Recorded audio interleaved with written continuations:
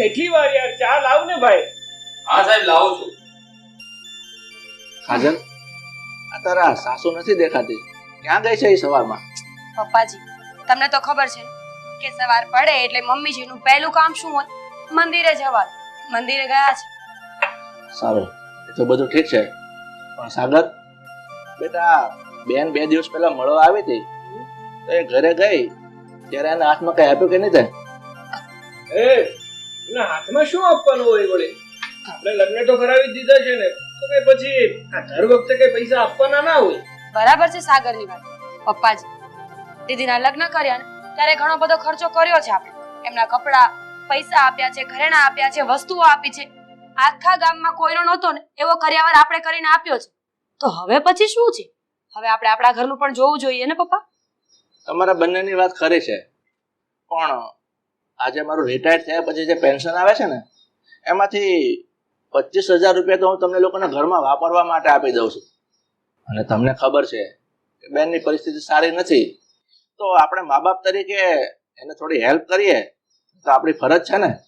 અરે પણ પપ્પા, હું ક્યાં ના પાડું છું કે આપણે બેનની મદદ ના કરવી જોઈએ, પણ મારું તો એટલું કહેવું છે કે જો આમ વારાફરતી મદદ કરતા રહીશું ને તો બેનને ટેવ પડી જશે. એ દર વખતે આમ હાથ લાંબા કરશે પછી કેટલા નહીં બને. બરાબર છે. અને આમ એકવાર દીકરી સાસરે જાય ને પછી ત્યાં જેવું પણ જીવન જીવવા દે ને એ લોકો એવું જ જીવવું જોઈએ. હવે દુબળું ઘર હોય તો એમાં આપણે શું કરી શકીએ? જમાઈને જોવાનું એ બધું, આપણે નહીં.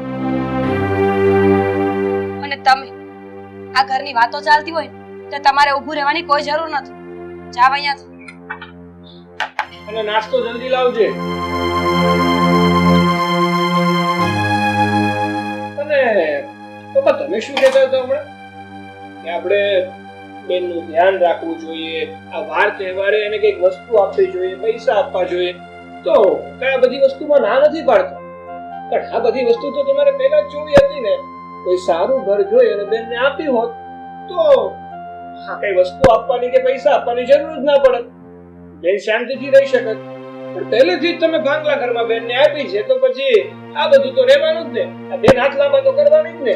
અને જો પપ્પા, આપણે છે ને આપણું કરતા હોય તો પછી આમ વારે ઘડીએ મદદ કરશું તો શું આપણે આપણા રોટલા ઉપર પાટું મારવાની? તો બેટા, હું તારી વાત સમજી શકું છું કે આપણે આપણા ઘરનું જોવું પડે, પણ આપણી બહેનું દીકરીનું ઘર નબળું હોય ને તેનું ધ્યાન રાખવાની ફરજ આપણી છે. અને તને વાતની ખબર ના હોય ને તો કહી દઉં કે બહેનું દીકરીઓ જીવે ને ત્યાં સુધી એને વારે તહેવારે કંઈક આપવું પડે છે. અરે એ મરે ને ત્યારે કફન પણ એના મા બાપના ઘરનું જ હોય છે, એ તું નહીં ભૂલતો. સાગર, લેટ નથી થતું. ઓફિસે ચલો અને મને બજારમાં મૂકતા જજો. એટલે એક તો થાય જ છે. બાબુડાની વાટે હતો કે નાસ્તો બાસ્તો મોકલીએ તો કંઈક જમીએ, પણ નહીં, નાસ્તો નહીં કરાવે આ બાબુ. ન જ કરાવે ને. ત્યાં ઘરનો નોકર નથી, શેઠ છે. અને તમે કઈ કામ હોય ને તો અત્યારમાં પતાવી લેજો. હા, હું પણ નીકળું છું. ચાલ.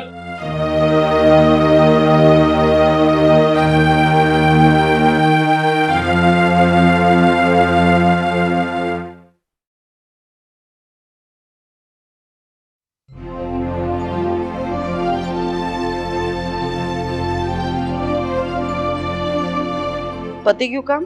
હા, થોડુંક છે.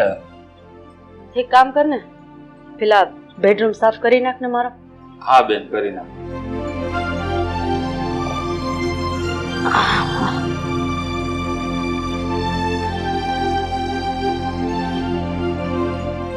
દીદી,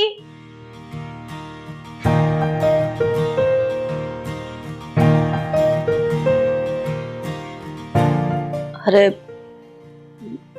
કોણ છો તમે અને અહીંયા કેમ? અરે આંટી, તમે મને ના ઓળખી? હું કાજલની નાની બેન જુલી. અરે આવો, બેસ. જુલી, તું આવા કપડામાં? એટલે ન ઓળખાયો મારાથી. ઓ આંટી, આ તો હવે જમાનો બદલાઈ ગયો છે. It's normal. એ વાત તો સાચી છે બેટા, પણ આપણી સંસ્કૃતિને દાગ ના લાગે ને એવા કપડાં આપણે પહેરવા જોઈએ, અને ખરેખર એવા જ કપડાં આપણને શોભે. રિલેક્સ આંટી, તમે છે ને જૂના જમાનાના માણસ છો, એટલે આ જમાનાની ફેશન શું હોય ને એ તમને ના ખબર પડે. બેટા, જમાનો શું કરે છે, લોકો કેવી રીતે જીવે છે એ આપણે ન જોવું જોઈએ, પણ ખરેખર તો આપણી ઇજ્જત, આપણા બાપ દાદાનું નામ, આ બધી વસ્તુ જોઈને ફેશન કરીએ ને તો એ વધારે સારી લાગે. અરે આંટી, તમે છે ને આ ઘરની ચાર દિવાલમાં રહો છો, એટલે બહારના જમાનામાં શું ચાલે છે ને એ તમને ના સમજાય. હવે જમાનો બહુ બદલાઈ ગયો છે. સાચી વાત છે બેટા, એકદમ સાચી વાત છે. પણ કદાચ તું આ ટૂંકા કપડાં અને પૂરા વસ્ત્ર વચ્ચેનું જે અંતર છે ને એ ભૂલી ગઈ છે. જ્યારે એક સ્ત્રી સ્કર્ટ ટોપ પહેરીને 100 જણાની વચ્ચે નીકળે ને તો એને જટ દઈને રસ્તો ન મળે, પણ જ્યારે એક સ્ત્રી પૂરા પહેરવેશમાં, એટલે કે ભારતીય સંસ્કૃતિને સારા લાગે એવા કપડામાં, એટલે કે સાડીમાં હોય ને તો એ વ્યક્તિને ઝડપથી રસ્તો મળી જાય છે. પણ હા, તે કીધું એમ 4 ખૂણા, આ 4 ખૂણા મર્યાદાનું પ્રતીક છે. એ વાત સાચી છે કે ચાર ખૂણા મર્યાદાનું પ્રતીક છે, પણ ચાર ખૂણામાં રહીને એ તો બંધ કમરામાં જ ગણાય ને, એ તો બહારના જમાનાનું ના જ ગણાય. જમાનો તો કાલે કૂવામાં પડશે બેટા, તો એનો મતલબ એ તો નથી ને કે આપણે કૂવામાં પડી જઈએ. જમાનો શું કરે છે એના કરતા આપણે શું કરીએ ને કેવું કરીએ ને કે જેના કારણે જમાનો આપણને કોપી કરે એવું કંઈક કરાય ને. શું આંટી તમે આ કહ્યું? એનીવેઝ મારી સિસ્ટર ક્યાં છે તો કયો મને. એ લોકો આ તારા કારણે મોડું થઈ ગયું. માં એવું હોય થોડું કેવું અને મને સાથે લઈ જાય છે. તો આવું જ પડે ને, હર વખતે બસ મને જ બોલ્યા કરો. અરે જુલી, હાય, કેમ છે? મજા મજા, તને કેમ છે? મને સારું છે. ઓ જીજુ, કેમ છો? બસ બસ મજામાં. તમે તો એકદમ સલમાન ખાન જેવા દેખાવ છો. અરે અરે અરે, આ તું પણ કઈ કરી નથી, ઓછી નથી હો, એકદમ જોરદાર. હાલ હાલ બેસી, હાલ બેસીને વાત કરું.